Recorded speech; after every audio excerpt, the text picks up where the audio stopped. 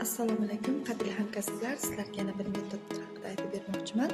Bu metodning nomini quyosh nuri yoki bilim nuri deb nomlasangiz bo'ladi. Sinflarga kirganda A4 formatda oq qog'oz oling hamda unga doira shaklini chizing. O'quvchilarni o'tilgan mavzular bo'yicha sinovdan o'tkazing.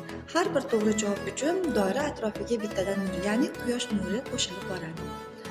Har bir sinfda bu sinovni o'tkazing. Qaysi bir sinfda quyoshi yaxshiroq nur taratsa yoki bilimi qay darajada zo'r bo'lib aniqlansa, ya'ni bu quyoshda namoyon bo'lgan bo'ladi, o'sha sinfda quyoshini chiroyli qilib xonangizga ilib qo'ying. Bu ularga juda ham kuch va motivatsiya berib boradi. Ya'niki boshqa sinflarga qaraganda ularning bilim nuri yana ham chalovon hamda yaxshi ekanligini hamisha o'sha rasmga qaraganda his qilib turishadi.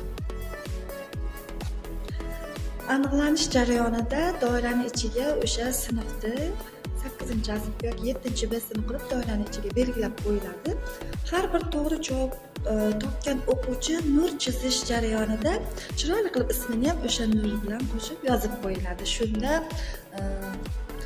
o'sha quyoshga qaraganda qaysi bilimli o'quvchilarning nuri ekanligi ularga yana ham kuch bir motivatsiya berib turadi.